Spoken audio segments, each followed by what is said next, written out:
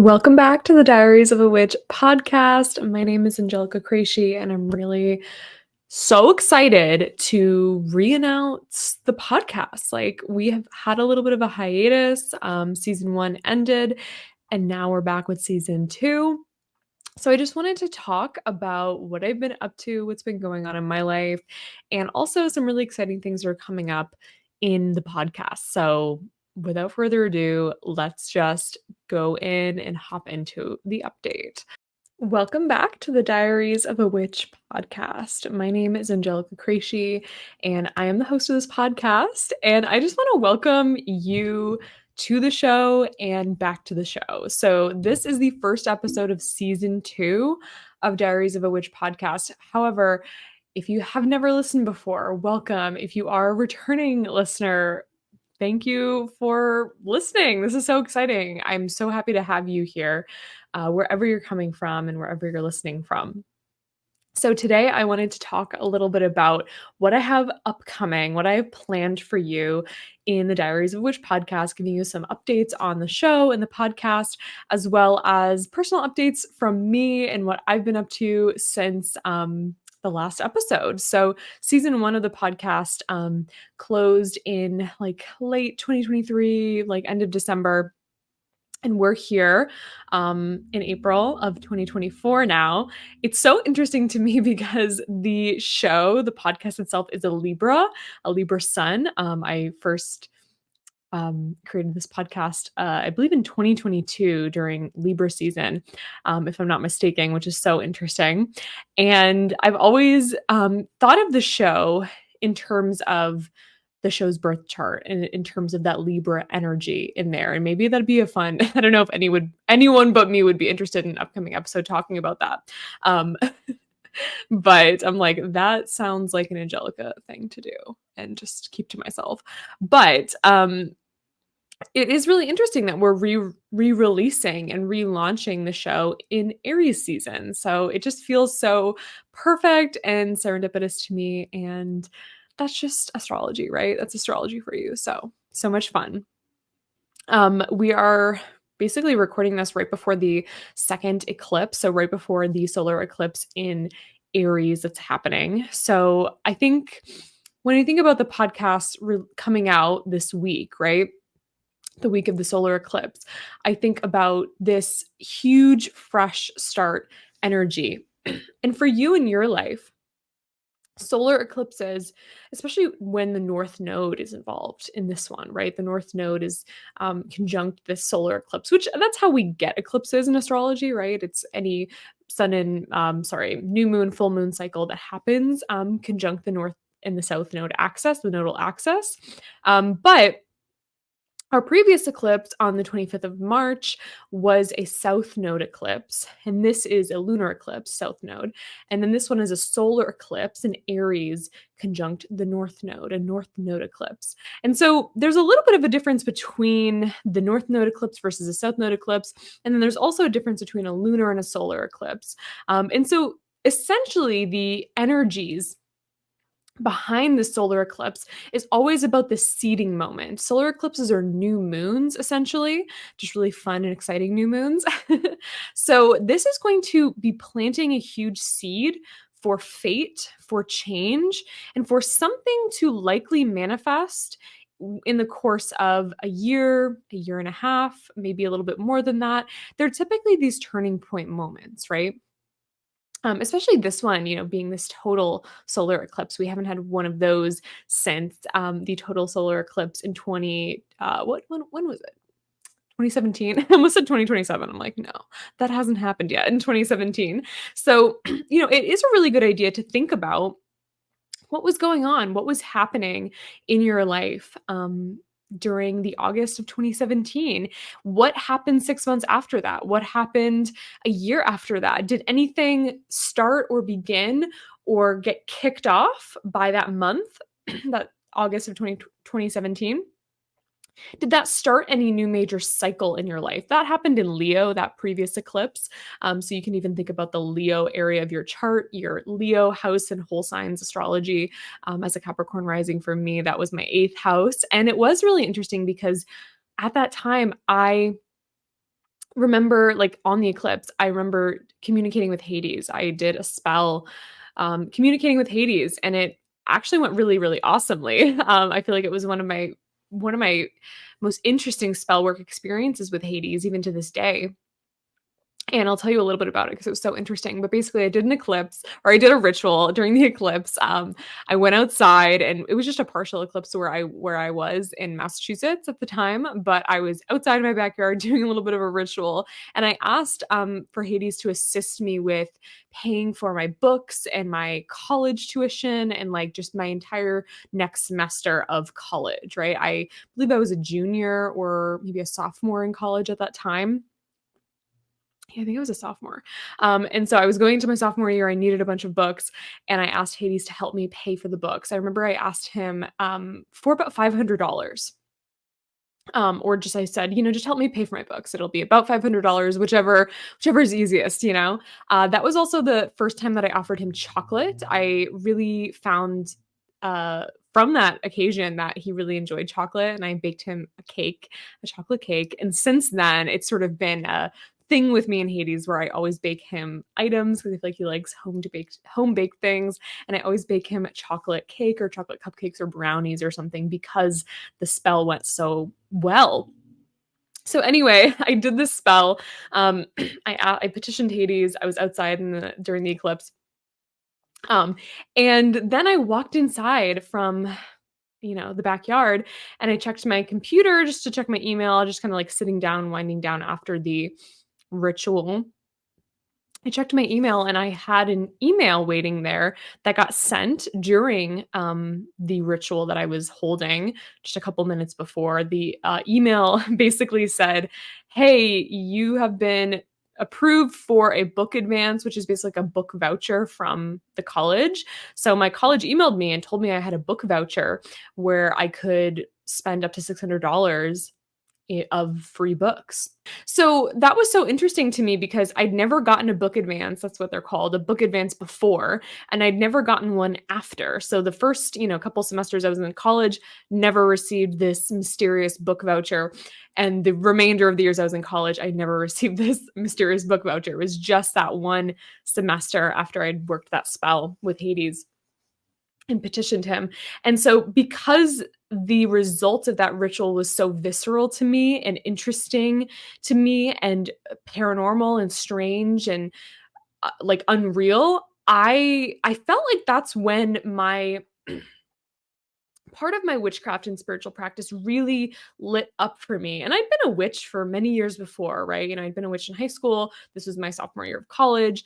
I took a gap year in between college and high school. So I'd been a practicing witch for probably like, 5 or 6 years up to this point. But this was one of those moments where I was like, oh my goodness, like there is magic in the world, and I can really feel it. And it's very, very palpable. And so that was my Leo eclipse experience in 2027. And here I am now, right? I can almost take a look at like what happened in I keep saying 2027. What the heck? 2017. I can think about what happened later that year, what happened the next year, and the next year after that. And essentially, I started getting deeper into witchcraft. I started reading tarot professionally in 2018. I created like a events-based tarot business, and I started reading tarot at like lounges and bars, and I used to read tarot at like escape rooms when those were a thing and popular. It was so funny. I would like go on a Friday night to a certain escape room in like the greater Boston area, and I would just read tarot for the people who were exiting the escape room and going into the escape room. I did some markets, I did some stuff like that. And yeah, that started just the very next year. Probably, I remember, I think getting my first gig in January of 2018. So just 6 months later after that eclipse, that happened. Later in 2018, I ended up meeting my husband, the person who would, become my husband. A bunch of really interesting things happened. I had multiple really interesting moments with Hades in 2018 where I petitioned him for certain things, asking him for assistance with certain things. A lot of really fascinating things happened in 2018 that would then become relevant in my life now. And it was sort of the first seeds of those things. And I'm sure there's other transits I could look back on and point fingers at, but that eclipse kicked off that process.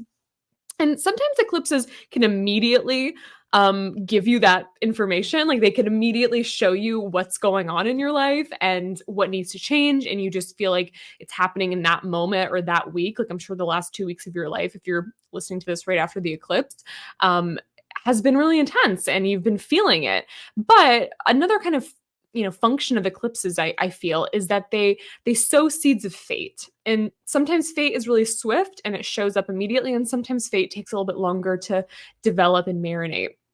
So, thinking about what over this cycle you've maybe seen, like what new growth you've seen, what mid-cycle growth with the Libra South Node eclipse, that was kind of about releasing things that were working for a time, but then kind of you're realizing now that you can't go any further with that. It's almost like you've reached a peak of success with something, but in order for it to be sustainable, in order for it to be more in line what you want rather than what other people want of you, it's kind of the Libra energy coming in, then you need to sort of release that, right? And it can be sometimes frustrating to feel like you're having to let go of something that you've been successful at.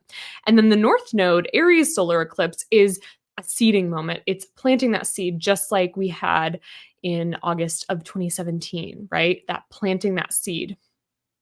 And yeah, so I just kind of wanted to tell you a little bit about that experience because I think that it was so interesting to see how it eventually then played out. And I kind of want to give you that prompt as well. I know you've probably heard so much about the eclipse in the last couple of weeks, so I don't want to keep going on and on about it. But I'll leave you with that. Think about that. And yeah, I hope eclipse season went well for you. And that's why right now, post-eclipse, we are releasing this podcast. It's happening. So let me tell you a little bit about the changes and the upcoming stuff I have planned for y'all, or planned for the show. So essentially, I'm so excited. Kind of going back to the Libra thing, right? I wanted to bring this up for more than one reason. My podcast is a Libra, right? It's a Libra sun. We're relaunching season 2 in Aries season. It's so perfect. I couldn't have planned it better if I tried. I didn't even really plan it. I was actually, I was planning on releasing it sometime in the spring, but it just ended up being in Aries season, and it couldn't have been more perfect, right? Anyway, so my business, or my podcast, I should say, is a Libra. And, I love doing solo episodes. I'm still going to do plenty of solo episodes. I love talking with myself, just me, myself, and I chatting with you about a variety of things. But I think with that Libra energy, it's sort of inviting another type of vibe to the show, right? Where we're getting other voices, we're talking to other people.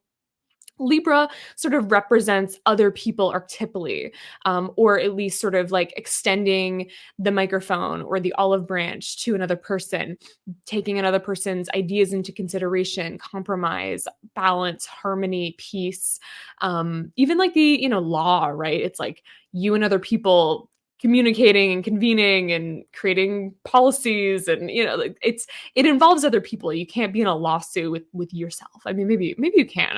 Any lawyers can debunk that for me or not. But even still, you have to hire a lawyer, you have to get a law team, they have to do all this stuff, right?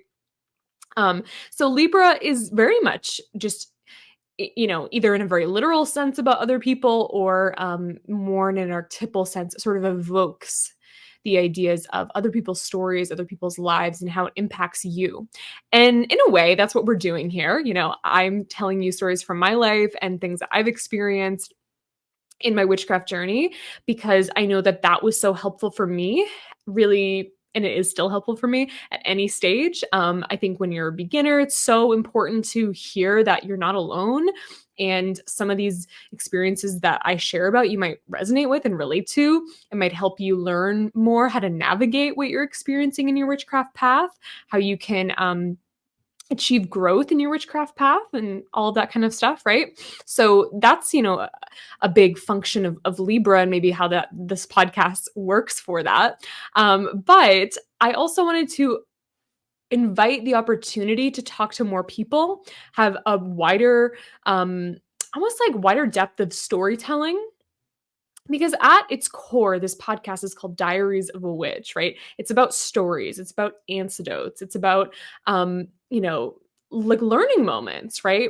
Diary entries, these really intimate moments with our spiritual life as witches that we talk about and share with the hopes of assisting and helping other people and having it impact other witches, right? So I wanted to make sure that the diary entries, if you will, were as diverse as possible. And I wanted to talk to people from all over the world, from all over, different types of walks of life, different types of magical identities. For the most part, I'm going to be interviewing witches, but there's a lot of different types of magical identities and people who engage with paganism, engage with witchcraft, engage with magic or ceremonial magic or occultism. And I'm just really curious, not just to hear about the magic that they practice and why, but I'm really curious to hear about what the origin of that was, how they grew up, how that impacted their, magical experience. What were the defining things that were going on in their life alongside magic? When I think one of the first episodes of the show, or maybe somewhere along the line, I talk about how, for me, from my witchcraft story, it directly parallels the experience that I was having in my household and my family at the time when I was a teenager, where I just felt really trapped. I felt really frustrated. I felt like I just couldn't exert control or power over my life.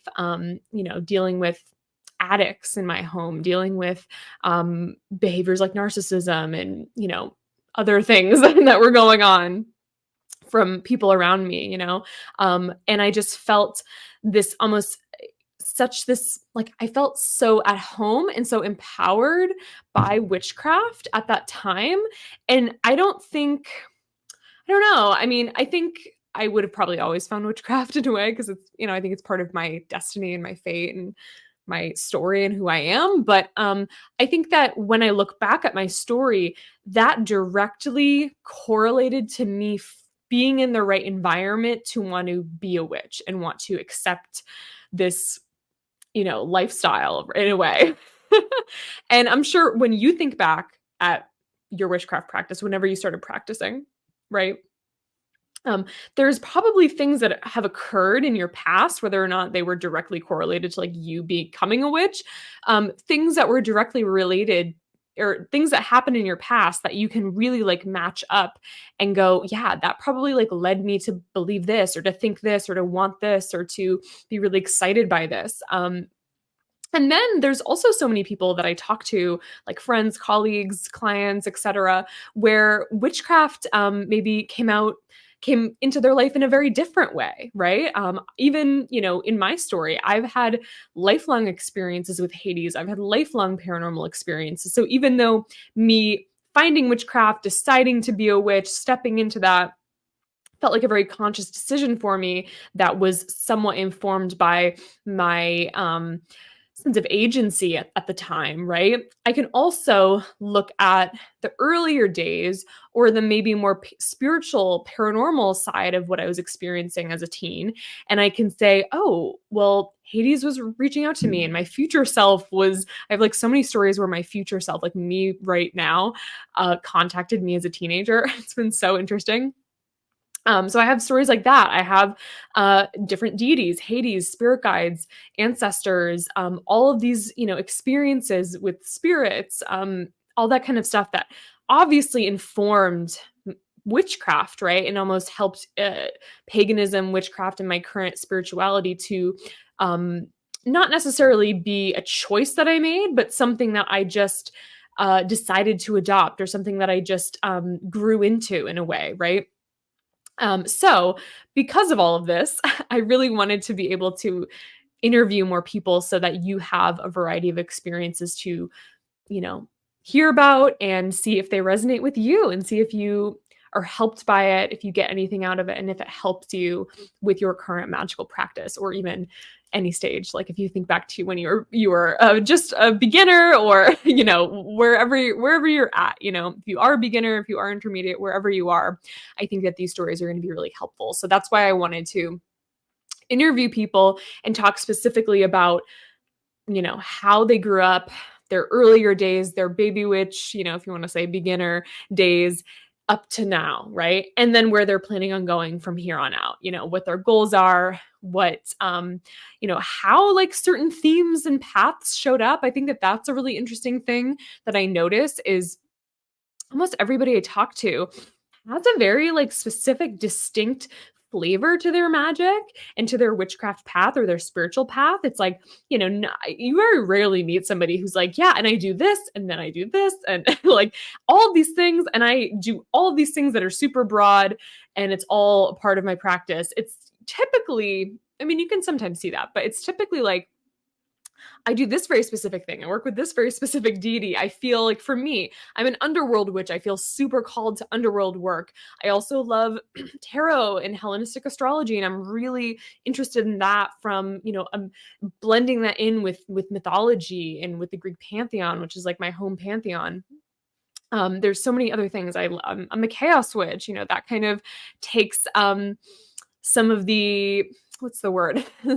Some of the like other traditions and stuff that I've studied about, that kind of, chaos magic kind of comes in and switches it up a little bit and gives my path and my magical worldview a little bit of a different flavor than somebody else who maybe has everything else in common other than that. And so you end up getting this very specific, almost magical path, magical identity. And we can kind of take a look at how that happened and how you figured that out and how you got here. And, I think that can be really empowering and fun and exciting. So that's what's coming in the next couple weeks and the next couple months is we're going to be doing some interviews. So I'm still going to be doing solo podcasts. I definitely want to make this known. It's still going to happen. In the past, my solo podcast has been, my entire podcast up until this point has been solo, but they are typically episodes where I share one or two specific stories or anecdotes from my magical practice.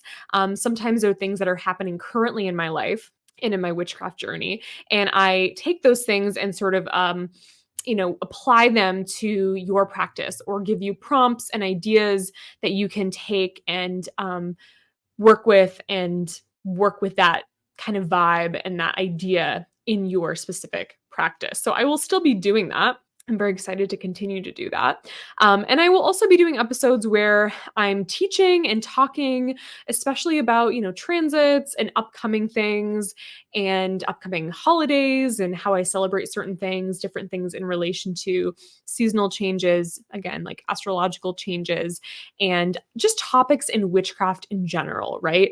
I want to hear from you, and I want to answer your questions and teach and talk about topics in my solo episodes that are really relevant to you. And again, all of this is to help you grow your magical practice and feel a sense of community and like people are experiencing the same things that you are. So any questions that you have or topics that you feel like it would be really helpful to learn more about so that you can integrate that into your magical practice, or even like troubleshooting stuff. I've done a lot of episodes on like troubleshooting different things and, answering specific questions in a longer form, where I can really dig into it and get into all of my tips and advice. In the show notes, I'm going to have my email, so you can send me an email to the podcast email address, and I will take your email into consideration and answer those questions. So leave me, things in the email, like questions that you have that you might want me to ask in a Q&A format, or maybe answer in a longer solo podcast episode if the question is a little bit more involved or a little bit more in depth. I would love to hear your questions and answer any of your questions either in a longer episode, like I said, or in a shorter Q&A. So leave your questions down there and feel free to suggest topics that I can discuss in my solo episodes, as well as people who you want me to interview. If you want me to reach out to anybody, if you have somebody that you really want to hear about their magical story, or you love a creator or a witch and you really want me to talk to them, I would love to have them on the show. So email me, give me some suggestions down there. And that's all in the show notes. So now I want to talk a little bit about life updates, what's been going on with me since I last posted essentially on the podcast. So I feel like for me, my winter was really about going inward. My winter was so nice and it felt very healing. I slowed down a little bit. I'm a Capricorn. Yeah. So I feel like when I slow down, to me, I'm like, oh my gosh, I am resting. I'm not posting as much. I'm trying to take a break. But I know to a lot of other people, it doesn't really come across as that. So I've had some people say, Angelica, you like took a break this winter? When? When did you take a break? I did. The podcast was obvious that I took a break. But on my Instagram and my other types of content in my business, I've still been working and doing a variety of things. I did a lot of like content batching and posting, but I did, for the most part, have a really quiet winter where I was able to just chill and kind of come back to myself. And over the winter, I decided to do a couple of challenges with my deities. So obviously I work with Hades really closely. That is something I talk about like in almost every episode and constantly on all of my platforms is my relationship with Hades. But I wanted to reconnect with him. And I like to do this all the time, really. I like to really make it a point, almost like, if you're in a relationship for a while and you want to make a point to go on a date or, do something special for the other person. That's kind of how I feel with Hades is I really try all the time to think about my relationship with him in a really dynamic way and switch things up and see how I can do things differently to kind of change the energy in the relationship or, kind of keep the relationship feeling really exciting all the time. So what I did during the winter was I did an offering challenge. So I gave Hades a food or libation based offering every day for 31 days starting on January 1st. And that was really fun. And I feel like that experience, it almost felt like it unlocked a level of stability and routineness. Is that even a word? Routineness. It unlocked this routine for me because I was doing this every day and I was sitting at his altar every day, giving him a libation or a food-based offering. And so it gave me this opportunity to really, rethink altar work. And this has been a theme with me and Hades for our entire relationship is, altar work or no altar work. I've always had an altar to Hades. There have been certain times in my life where I haven't due to travel or working in areas that, weren't conducive to having an altar. But something that I have always thought was really interesting is I've always felt like my relationship with Hades almost improves or it becomes more tangible in a way, like my communication with him strengthens when I don't have an altar. And I think that that's also because usually when I don't have an altar, I'm traveling or I'm in transit or I'm moving or there's some other major life event that's going on where I can't keep up an altar or something. So I take it down. Or I just, I don't work at the altar. And I think in those instances, I have always felt really close to Hades because I didn't have the altar. I made it a point to converse with Hades in a way that worked for me, right? So for example, if I was traveling, I wouldn't have an altar. So I'd make it a point to pray every day, really connect with him, write letters to him, engage with him, maybe find a quiet spot or a graveyard or something to walk into and, do a little bit of a communication with him. And so it's almost like this catch-22 because I didn't have an altar set up, I was like, okay, I really need to make sure Hades knows that I love him and that we're talking and we're communicating and I still want to work on my relationship with him, even though I can't show him that love in the form of tending an altar. So then I was almost more excited to go to the altar, to talk, to continue and keep up that relationship. But the offering thing, right, where I was leaving daily offerings for him, gave me a similar opportunity. And I had a very similar feeling there because, again, there was this incentive other than just the connection, which is an incentive in its own way, right? But I had this other incentive of like, okay, I have this promise to Hades that I'm giving him an offering every day. So I have to go, I have to sit, I have to do that. And so it really got me to the altar and got me tending the altar in a way that I hadn't in the past, or to a level that I hadn't in the past. And I really did feel like I was upholding this almost like, I don't quite know what to call it, but it felt so loving and so beautiful to be able to really closely tend his altar. And I'm like kind of I'm an ADHD girly. I have a lot of other neurodivergent qualities. I find it sometimes, even though I love Hades, obviously dedicated to him, my life, I just consider an extension of my work with Hades. My work is an extension of my work with Hades. So even though every day that I live and every moment of the day, I feel like I'm working with Hades. Altar work and keeping up altars, tending altars has always been kind of hard for me as like an ADHD neurodivergent person, because sometimes I just don't even keep up my own home, or I just have a hard time with like objects or places or that type of thing. So it gave me a different perspective on altar work that I am really happy to have had the experience of. And I've carried some things about it and some things that I experienced through that process with me, and it was really fascinating.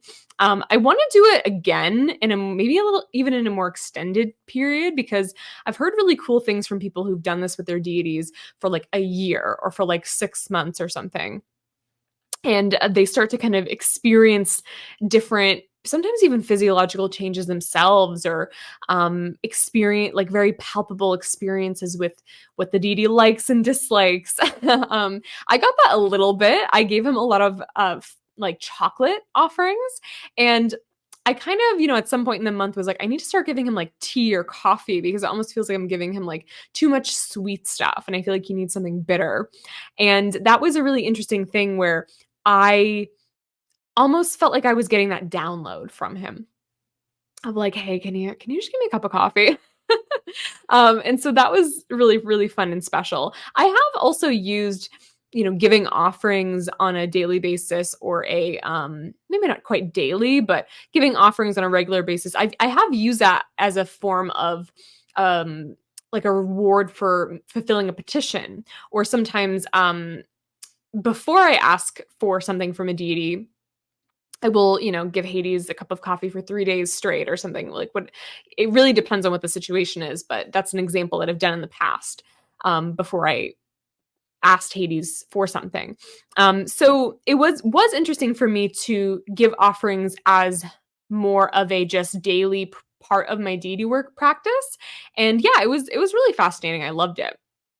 I'll move on to saying that the other thing I did in January with Hades that was really like definitive of the winter was that I veiled the entirety of January. And so I'm a veiling girly. I love veiling. I'm veiling today. I don't always veil.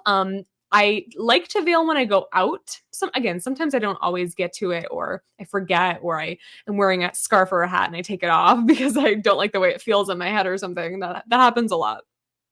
But I love veiling because I see it as spiritual protection. I am, I'm a psychic person.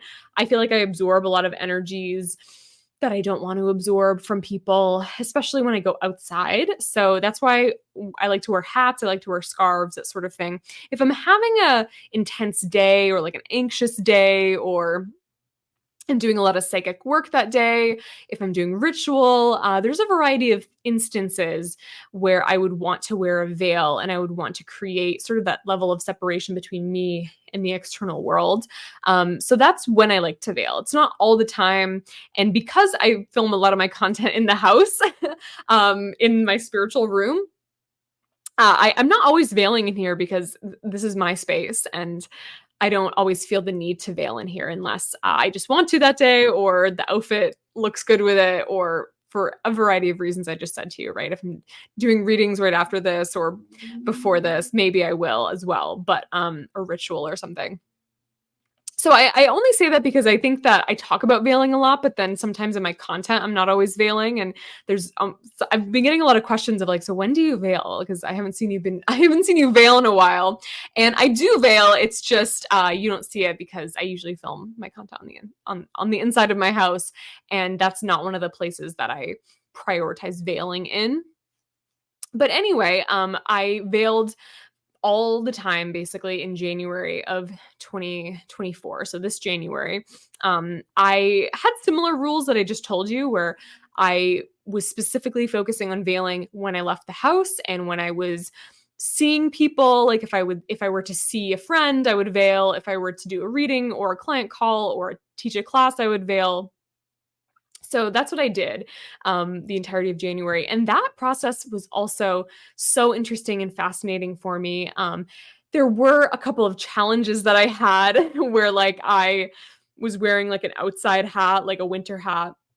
And then I'd go into a building and I forgot to bring a scarf, and I want to take my winter hat off because it was like wet or snowy or too hot or something. And so I did have a couple of issues like logistically with failing every single day. But I did learn a ton. I felt like my spiritual, like my psychic abilities, I could really feel the expansion there. I feel like every winter, I don't know what it is about the winter, but I feel like every winter I feel my psychic abilities kind of flare up and strengthen. It's been an interesting phenomenon that I've witnessed for the last couple of years. But yeah, there were so many amazing, wonderful things. And I think the main thing that veiling taught me was that my internal world, I was kind of separating myself from the external world. My internal world needed my attention, and my internal world needed some TLC. And so that's when I ended up going on like a mini social media break for the majority of January. I had a lot of batch content and stuff like that, so I posted a lot of that and scheduled a lot of that. But I was planning on, going back and recording a bunch of podcast episodes and starting my interviews then. But that was when I was doing this veiling thing, and I just couldn't bring myself to do that. I just felt like I had to rest. And that was very much the winter vibe anyway. So I just kind of went with it, and I didn't push myself, which I'm proud of because that's really difficult for me as a Capricorn. I'm always trying to push myself, even when I know that I shouldn't. So that was really awesome and healing. In February, we did our group Lupercalia ritual in the Palace Coven, and Lupercalia was so fun. It's one of my favorite holidays. It's a Roman pagan holiday, and I love it. I love Lupercalia. So we did a group ritual. It was a blood magic ritual. So much fun. And last year we did a very similar ritual for Lupercalia. I didn't do it in my membership group at the time, but I did it like as a ticketed event. And this year I did it in my membership group. But last Lupercalia in 2020, when was it? 2023? I had asked for something, and like I petitioned for something during the ritual, because Lupercalia is sort of about like manifesting your desires. That's kind of how I like to think about Lupercalia, at least. It's sort of a love holiday or a fertility holiday, but you can also take those meanings and kind of generalize them and make them less about love and relationships and more about your desires and fertility in the sense of abundance and that sort of thing in your life. So in the ritual, we were all manifesting something. That was kind of the point of the ritual.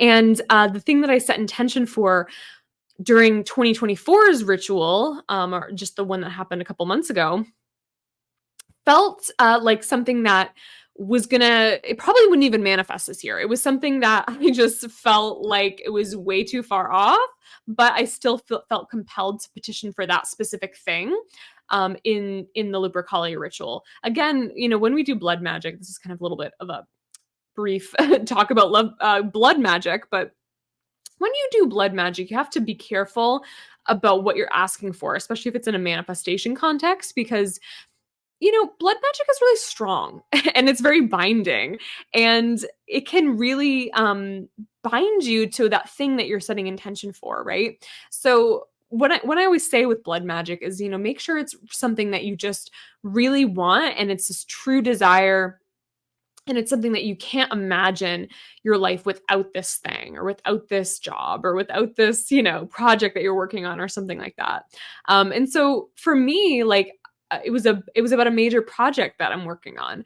And it felt so far away. But after the ritual, I just felt like this peace over this project. I've been working on it for the last couple of years. I'm still working on it. It hasn't manifested yet, but I felt so much peace about it in like this crazy and profound way. And I was like, this is the Lupercalia magic. This is the blood magic working. And I could almost feel the magic working. And it was so inspiring to me. And so anyway, I've been working on this project in the last couple months since that at a alarming rate. And what I mean by that is I've been working on this project so much that even though it felt previously like something that would take years to manifest, it probably still will in the logistics of it. I've been working on it so much that I just feel like my portion of it is going to be done probably this summer. I see myself finishing it by like June or something. So anyway, I won't go into too many details about what it is, but y'all definitely will hear about it when it does eventually come out. It's a project that is magic related. But anyway, I just wanted to tell you that story too, giving you this magical update of where I've been and where my practice has been, because I think it's inspiring to know that one ritual, even if it's something, or especially if it's something that feels so unrealistic or far off or far-fetched, one ritual can just change the course of how a project works. And I think even as witches, we forget that sometimes. We forget that. I feel like for me, I could probably do a lot more magic than I actually do, right? Like, I feel like I could work magic on a lot more situations. And maybe there's something to having balance, another Libra idea. I think there is something to having balance and maybe not employing magic about every single thing in your life, or there's inevitably going to be things that, no matter how much magic you do for them, they're still not going to come into fruition, and that's okay. But I think it's also really helpful for us to know that even if we're not maybe doing a specific spell, like a spell about everything every week, we're doing a spell, it's helpful for us to know that when we sit and powerfully insert our intentions and our will into something, which is what witchcraft is, right? When we insert our will and expand it until it manifests, we can change the course of events. Or something that I said on my Instagram stories recently was that, sometimes we get into a situation where we feel like we need a miracle, or we need, like, in order for something to happen, we need a huge synchronicity, or we need somebody to come in and, make it happen for us.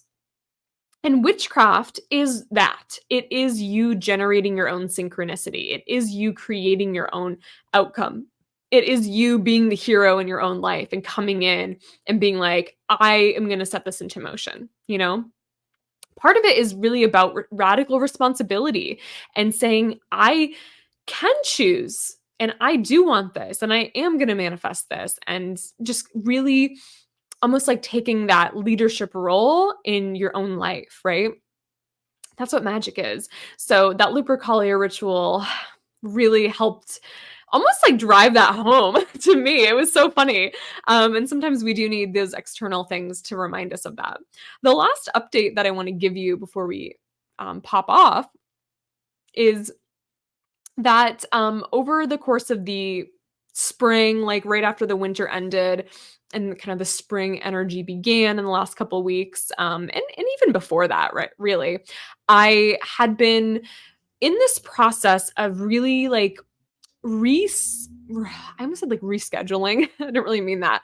Like almost like switching around how I do my magical practice and what is a part of my daily magical practice.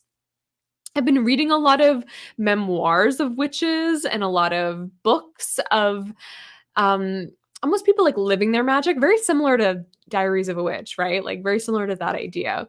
I've been auditing my practice and doing a lot of journaling about my practice.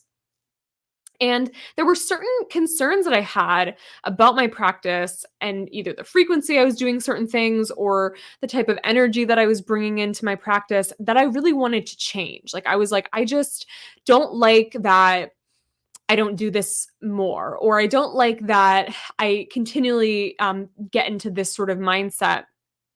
And I want to try to shift that with my magical practice. Some things involve deities, some things involve spell work, some things involve just how magic in my mundane life were weaving together. I kind of have a life where magic and my mundane life are really closely interweaved, obviously, because it's my job full time, which is crazy, but I love it. However, I think that because they can be so interweaved, sometimes magic can just feel mundane to me, which is so wild. Like, it is so wild that that happens, and it's kind of funny that your brain and just you are going to normalize things that are normal to you. So for me, magic is normal, so my brain kind of normalizes it, and this is what I think also happens to a lot of intermediate witches or advanced witches, where at some point you kind of do the same things over and over and over again, and that's powerful in its own way, don't get me wrong, but there's some times where you're just like, but now I want something different, or now I want to switch this around, or I want to make a change, and I want to, instead of doing something by muscle memory, I want to kind of get re-inspired in my practice, right? So I ended up doing a ton of journaling and self-auditing and really switched some things around in my practice. And this actually inspired me to create a program. The program actually launches today. Like, it doesn't launch today. It starts today. It already launched a couple of weeks ago. You probably heard about it if you follow me on Instagram. It's called Of the Heart. And basically it's a program for intermediate witches who feel like their witchcraft practice is is kind of like stagnant. Maybe they feel like their progress with their magical growth feels a little bit stagnant. Maybe they feel kind of like imposter syndrome, even though it doesn't really make sense to feel that at that stage in their magical practice, or this sense of other witches must be doing it better than me. I don't know enough, that kind of thing. Even like FOMO, or like watching content from witches and being like, I need to learn this. I'm not doing this properly. And kind of just like getting really frustrated about witchcraft and growing in their magical practice, rather than actually growing and rather than actually, focusing on that expansion. And so all of that is so normal. And if you're the person who's experiencing that right now, I experience this all the time. It's extremely normal. This feeling, especially that imposter syndrome thing, it can be so ingrained, and it often can show up in a bunch of areas of our life. It might not be specific to your magical practice. It might just be something that you experience as part of, your brain and how your brain works.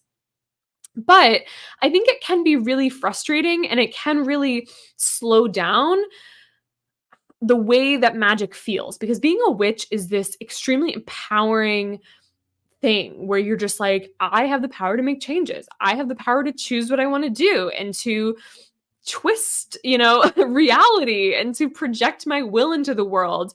And obviously, you can't do that in a successful way, in a way that works for you and actually manifests your desires into the world and, spiritual growth and all that kind of stuff. You can't do that when you're really interwoven in that energy of imposter syndrome, or that you're not good enough, or that your practice feels kind of stagnant and it's no longer activating you. So that's why I created Of the Heart. It is a 6-week magical audit, essentially, where we're going to be looking into different areas of your practice, and we're going to be going over things like chaos magic. We're going to be going over magical hypothesis, magical journaling, self-prophecy. We're going to do this whole witchcraft self-audit, which is going to be so fun and cool. We're going to talk about your magical gifts and talents as a way of kind of like restructuring your practice and helping you come closer to the things that are really designed almost like for your energy. And what I mean by that is everybody has innate magical gifts and talents, and we can see this in the natal chart. We can also use other divination systems to find out this information. And so we're going to be doing that together, and I'm going to be walking you through that process so you can get to know yourself from a different perspective. Like you can almost start seeing in your birth chart or seeing through tarot how your magic is manifesting, what magical talents you innately have, and what to prioritize and work towards in the future. And that's going to provide you with a really clear vision of how to get out of this like magical rut that you're in, essentially, or how to expand your practice and make it feel like something that really works for you rather than something that feels kind of like a chore or not always as empowering as it can be. This is a process that I did for, or I do, I should say, and I've done it for a long time. In my reading, it's called the Magical Signature Reading. Basically, in that reading, I look at your birth chart and pull some cards, and we do the same thing. We determine what your magical gifts and talents are and what areas of magic and witchcraft and divination are waiting for you to unlock them and work with them. And so I've done so many magical signature readings since 2021. And that reading, plus the experience I had over the winter of auditing my own magical practice, really helped me to create that program and put it all together for you. So it actually starts today. Like as you're watching this, we're having our welcome call, which is so fun and cool. You can still join if you want. I did want to keep the registration open for this throughout the program because the actual like lessons and all that kind of stuff is pre-recorded. There's an amazing workbook that spans the entire 6-week program. But you can do it at your own pace at any time.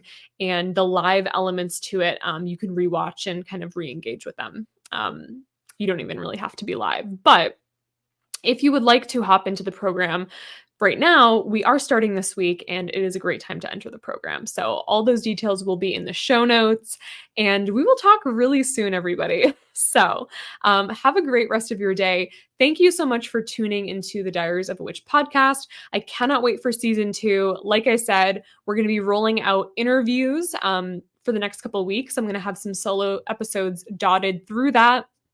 But I'm so excited to introduce you to some amazing friends, colleagues, and magical people that I've met through this process of conducting interviews for the last couple of weeks. So keep listening, subscribe to the show on whatever platform that you're listening to. If you're watching on YouTube, subscribe, like, share this video, do all of the above. This is our relaunch day. And maybe you're not listening to this on April 10th, but this is our relaunch. So if you could share this episode or future episodes that you find fascinating and helpful, it would mean the world to me. It would be amazing. And the more people you share this with, or if you share it to your Instagram stories or something, the more people can find the show and benefit from this information. And we can create a whole movement of witches openly talking about their experiences so that we can empower other witches. So we'll talk very soon. Bye, everybody.